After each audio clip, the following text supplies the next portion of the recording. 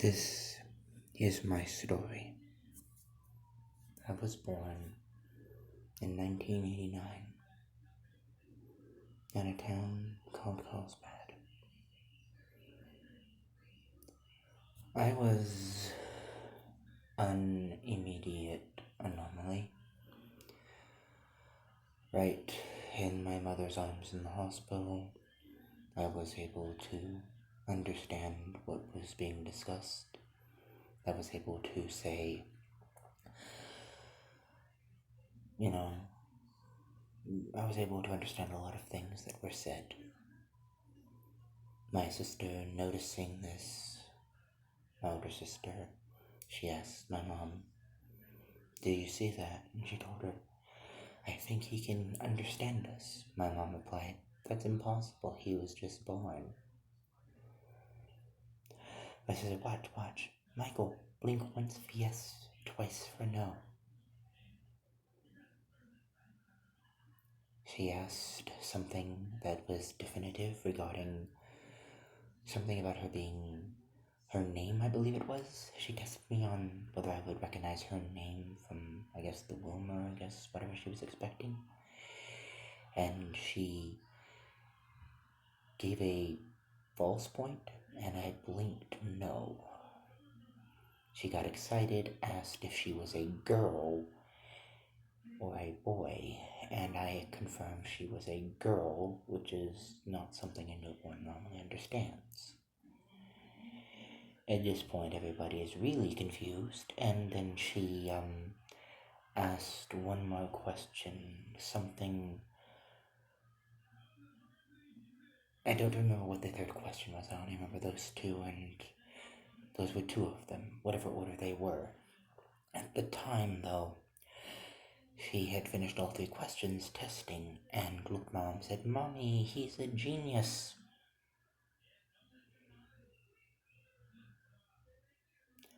The nurse made a check mark on her clipboard.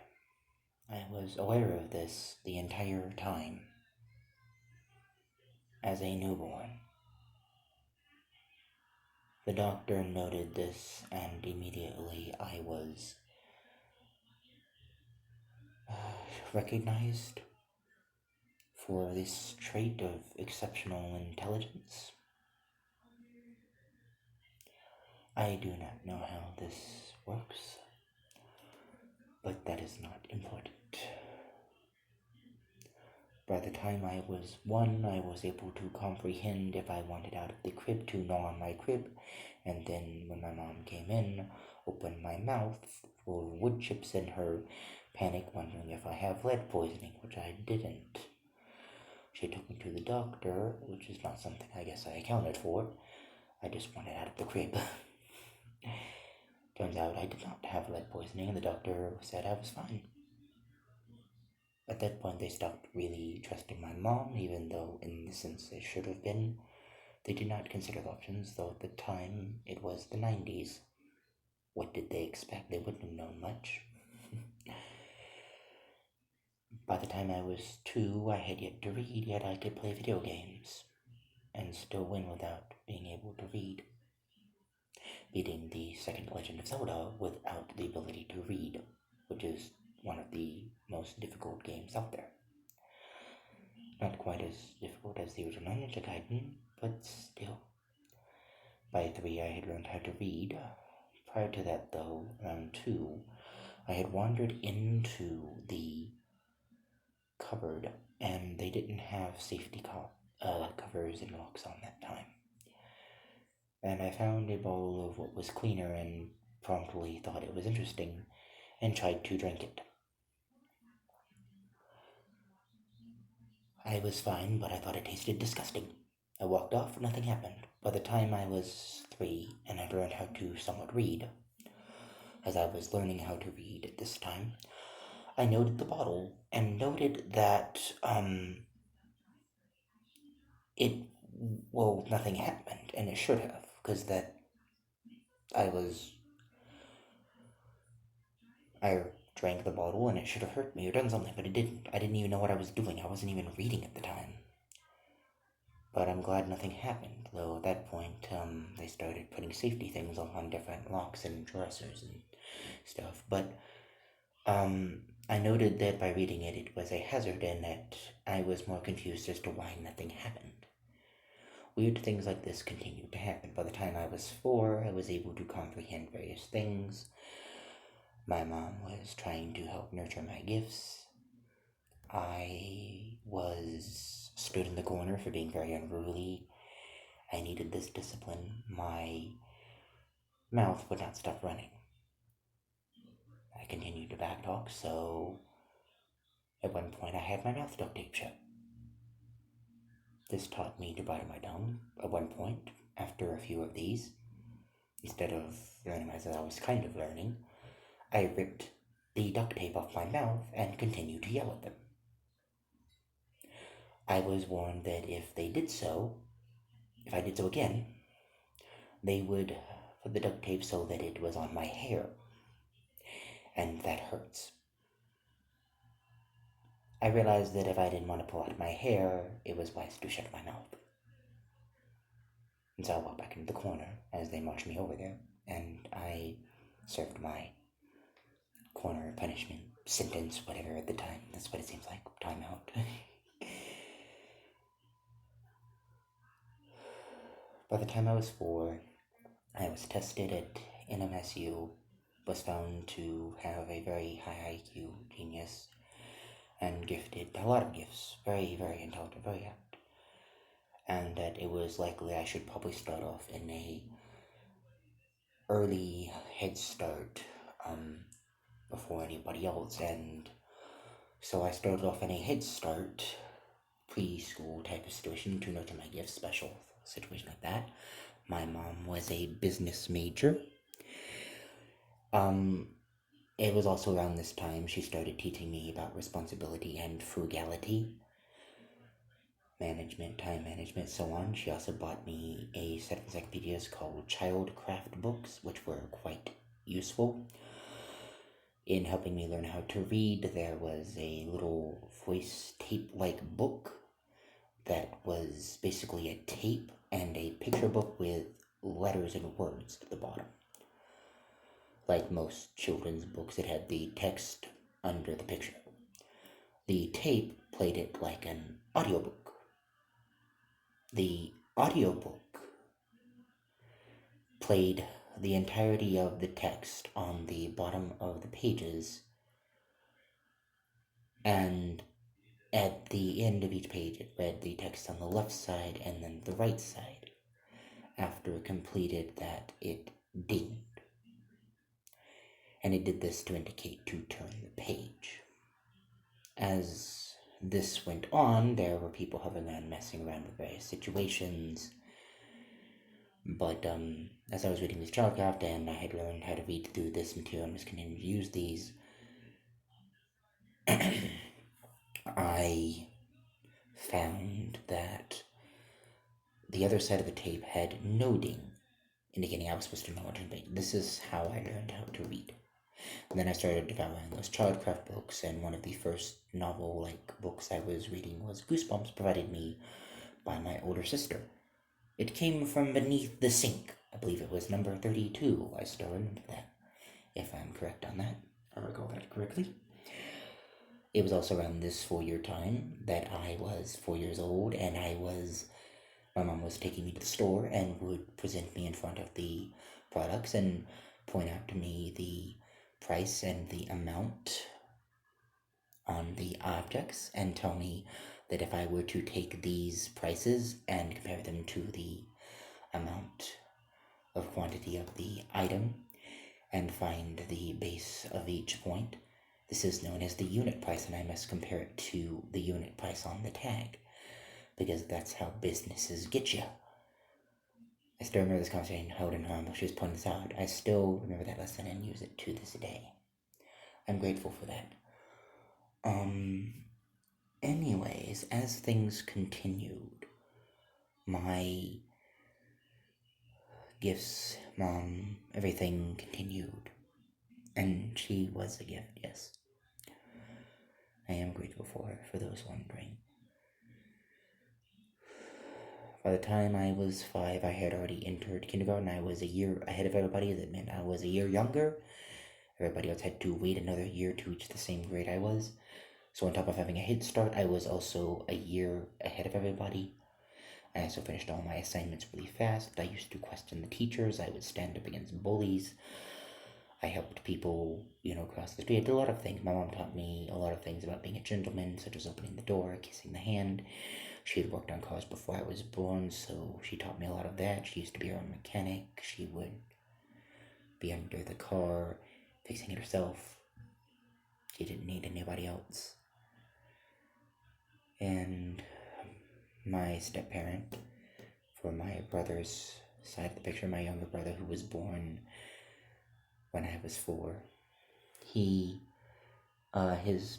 my step-parent, his paternal parent, was working on cars and basically motorcycles, and worked on the fields and farms out in La Mesa, and had a whole bunch of random cars and stuff. So they both worked on these for a while before I was born, and this was quite useful, as he also had a Harley Davidson and many other things. This is also where I learned agriculture. He taught me hunting and survival and so on. By the time I was 5, as I was a very quick learner, instantly adapting and learning everything, I was able to functionally help out and contribute to the household or anything. I could responsibly carry my own weight a lot, which is not something most 5-year-olds could do. Throughout elementary school, as it went, I continued to maintain this, finishing all the assignments early. Teachers didn't know what to do, or why I was just sitting at the desk. The paper was already in the basket. Eventually, they asked that I might try to help the other students who were struggling, essentially early on starting a tutor situation. It was the best they could do at the time, since I was so apt, and a lot of the students were helped, and it worked out. Occasionally, though, I had to shift schools, because when I would question the scenario, I was right. I know the textbook was wrong, or they gave us wrong textbooks or something, or someone was lying to the school, or also strict bullies. So I tended to get in trouble a lot for this, because people didn't like that. Too bad. That's the truth. They're wrong. It doesn't matter. I was also instilled with a sense of responsibility that if something is to be done, and I'm the one saying something or needing to do something about it, then it's my responsibility to do so. Because I'm the one talking about it, I'm the one who apparently can do something about it. So yeah, it should be up to me, especially if no one else is noticing. Who else is going to do it?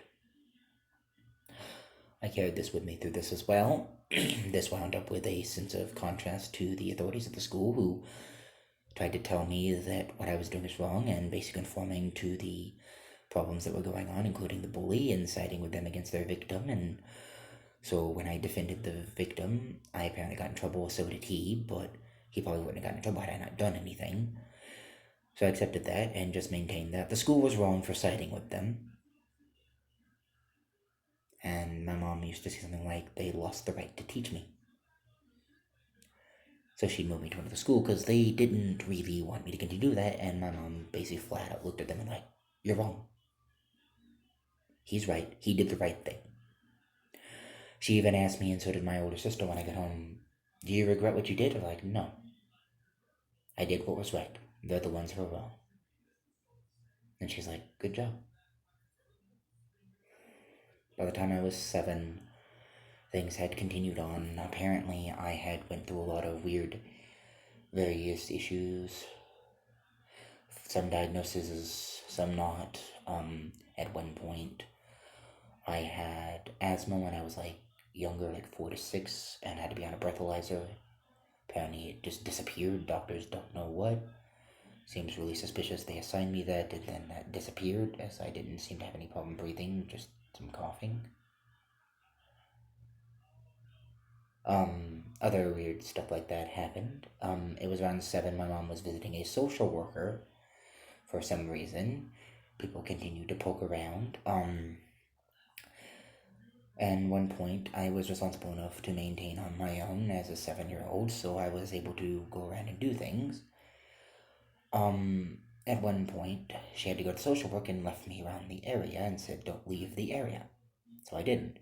I just found one of the buildings around the area, which was the police station, and walked in there. I talked to them, asked them what it was like, what the job was like, what they did, what they had to do. They seemed more intrigued that a 7-year-old was interested in what was going on in the justice system. So they told me. And one point I asked them, do you have anything interesting to read? So they looked at each other, and they brought me to a back room, set me down. I asked a bit about the room, including the rings on the tables, and other such things, and they said that the rings were where they handcuffed criminals so they didn't run off. I glanced over at the metal door, and I was thinking, that should be secure, but then again, there's some who probably would try that, yeah. That's actually a smart move. That's understandable. And then the big book just, boom. This book was literally inches thick, just on the desk. On the cover said, the Book of New Mexico Statutes and Laws.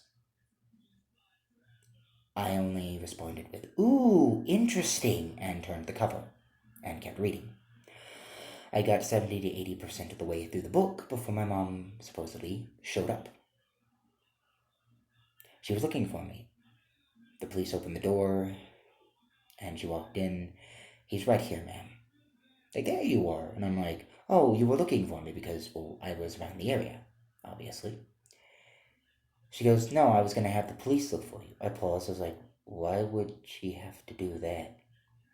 She knew I was around here. She grabbed me by the arm and started yanking me, which is not something my mom did. And started pulling me out before I had completed, so I had a half-finished responsibility, and she didn't seem to care. She even made it very clear that I'm not finished. She said no. She doesn't care. It doesn't matter, which isn't something my mom would have said either. And she drug me out. I was very confused. I walked out of the police station with only 70 to 80% of the book read. I thought about the difference between assault and battery and other things I had read in there, and I realized that people didn't know this and sometimes made false calls. So, in that, I had found that I was thinking about the difference between these different situations and how people didn't know the difference, and I thought, someone has to tell them. While I'm being marched towards the car, her hand still on my arm, I'm thinking this, and I thought, well, it's not the police's job to tell people that. So who will? And this is where that which my mom instilled in me as early as, this is the earliest I remember this actually happening, and I was like, why not me? I'm the one saying so why not do so? Now, at the time, I didn't think about the fact that my mom said it. It wasn't like, oh, my mom said this, why don't I apply it? No. That was literally my thought process. Wait, I'm the one saying so. I'm the one who knows, so why don't I? I guess what she taught me worked. At this point, things were very weird. The woman did not feed me, nor do anything. She seemed to be on drugs and very weird. She once lost her robe in the house in front of all her children. When I kept demanding food, because we were hungry, and she wouldn't make anything, and she wouldn't let me make anything, and I couldn't access the dishes to do so, so I was very annoyed. She got mad, but eventually flustered made something. Upon after eating this, I didn't think about this for a while. I was supposed to lay down. She let me lay down in her room instead of mine, which was weird. Or what would have been my mom's room. As I found out, this was not my mom. I found this out much later, but that's not the issue. I had a weird situation where I was laying down on the bed, trying to sleep, and then I had an immediate point where my body, against my will, snapped into a sitting position. Now, there was a wall through the doorway, and I could not see the clock on the opposite wall because of the wall between me and that wall in the living room. So there was the bedroom, the living room, and then there was a doorway off to the left of this wall, and then there was a clock on the opposite wall on the other side of the living room from the bedroom. But I could somehow be aware and notice and somehow see the clock, even though there was a wall blocking me. I didn't know what happened. Then the next thing I know, I'm snapped back and unconscious, letting my body just and that was it. And then the next thing I know, I'm back to a sitting position. This happens repeatedly. Everybody runs in. What's going on? After that, I snap unconscious, then I sit up, and I'm fine. I don't know what's going on. What the freak just happened? But I go to the hospital, they check it, they rule it as some weird false diagnosis of seizures or some other point, thinking maybe this is the manifestation of the seizures, but they never seen anything like before, so I thought a petit mal instead of grand mal. They made distinction between that when I was like 2 because they thought all these weird things. They couldn't figure out what was going on, so they decided to try to see if they could make exceptions and figure out what this was. They thought this might have been the manifestation of it, but nothing ever happened after that. But in the end, I was still sent to a hospital to be evaluated and check out, and then so on. From there, I was sent into Mesilla Valley Hospital for this, and they could not make me conform. They kept telling me to do things, and I knew they were wrong, so I wouldn't listen. And so they just decided, instead of dealing with me in general, they just decided to basically put me on drugs and let me walk around in a stupor. When my mom showed up, she took one look at the snare and said, "Nope, I'm pulling Maddie here. You are not going to do this to my son. You either stop this or I'm making him leave. I'm bringing him out of here." She brought me back home. Things seemed back to the way they were.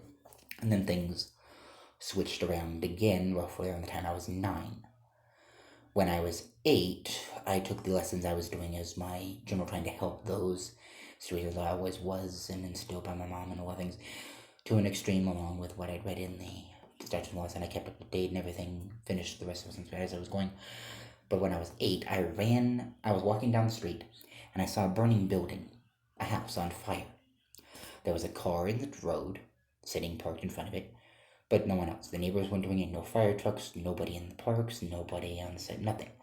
The streets were empty, the neighborhood was quiet, nothing, and I heard a girl screaming from inside the house, "Help me!" And I saw no one else around, so I ran through the front door. I busted in, I got her out of the front door and put her in front of the car. I was on fire. I thought of doing the stop, drop, and roll thing they taught us in middle school. She said she's going to be the death of me. The flames were still on me, and I said, "No worries. I'm not worried. I trust in the Lord, and death is my friend." And at that point, the flames on the house and me went out. I had no idea what was going on, but they didn't seem to hurt me. When I was in the house, I had noticed 2 burnt corpses, but still, no fire department, nothing. No people. It also didn't seem to affect everyone, and neighbors seemed to notice nothing. Very confusing. I didn't know what stopped or what happened to the fire or anything. I was confused, but I didn't think that. I talked to the girl, helped her, and later on, we parted ways, and I kept going to school. It turns out her name, from what I found, may have been Lindsay Marie Greenbaum, daughter of George Greenbaum, so maybe her story's intertwined with this. This was in Carlsbad, New Mexico, because I had moved from La Mesa and Las Cruces sometime between the time I was born and my brother was born, and sometime this. So sometime after I was born, my brother was born to this time. So my brother had to have been born in La Mesa, Las Cruces, so it would have been from there when I was 4 till somewhere between here. Somewhere between 7, 8, because I was in Carlsbad at the time. It was the Carlsbad police station. But after that, 9, things continued, and then whatever, things started getting weird with the person who didn't do anything in the house again. I said no. She tried to lock me out of the house. I basically picked up one of the small little, riding children toys, bike, little stuff, plastic stuff, and I used it to smash in the windows and jump in anyway. She was still upset. But she couldn't do anything, so she shipped me off again. At one point, I was retrieved by my mom again with the situation of this is wrong. So apparently, someone who thought it was right and someone wrong, and this didn't add up. And this just kind of continued off and on throughout my life. When I was 12, I had moved from. My little sister was born around 2001, so that I also saw my paternal parent who had run off before I was born. He was an alcoholic and very mean. He asked me to wake him up once so he could get a job. I thought he was turning things around. When I tried to wake him up, he knocked me against the wall. After which, when that was pointed out to him and I showed him the evidence of the dent in the wall, he ran. Then, he asked me why I didn't wake him up, and I was like, "I did, but you knocked me against the wall." And he's like, "I wouldn't do that," and I just wordlessly pointed at the wall. He looked at it, noticed the damage on the wall, The next day, he and my mom were gone. I was dropped off with my sister at my grandma's, and then from there I was moved quickly to my sister's, and I was in Albuquerque with my sister for 9/11. I saw it on the news, and I knew something was off. I knew something was wrong. Turns out most people found out what was going on later, and immediately realized someone, Islam, was behind it. And a lot of people already figured that anyway. People weren't stupid. That just was more of a confirmation for everybody than anything.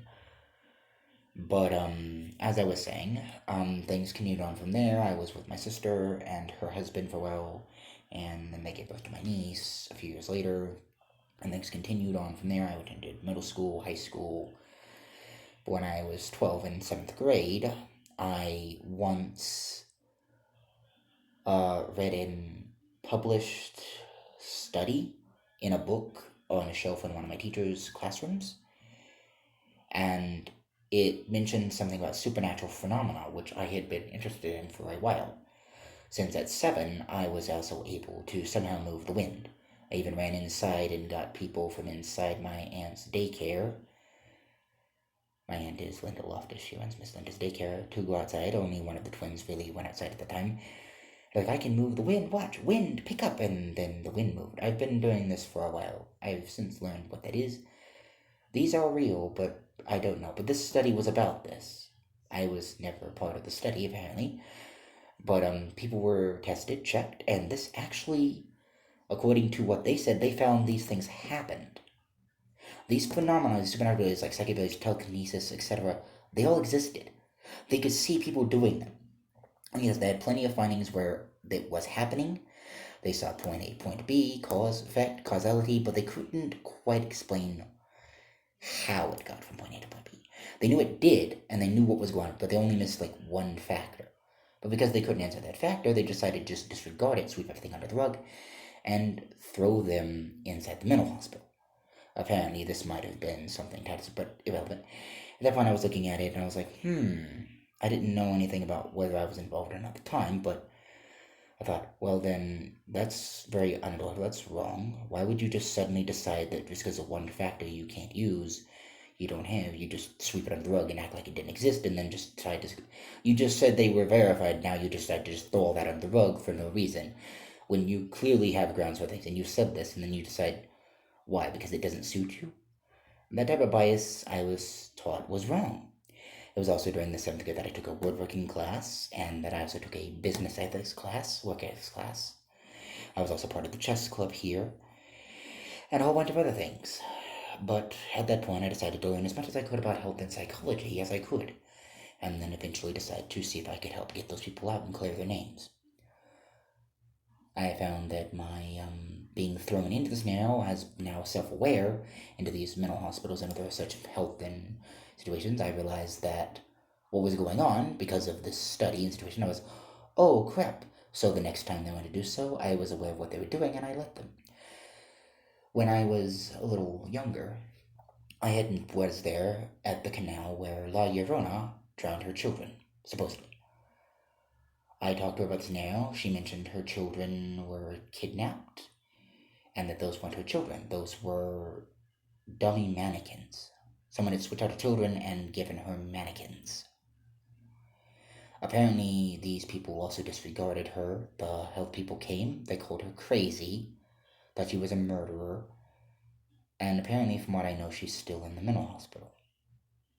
And nobody bothered to accept the claims of her children being kidnapped.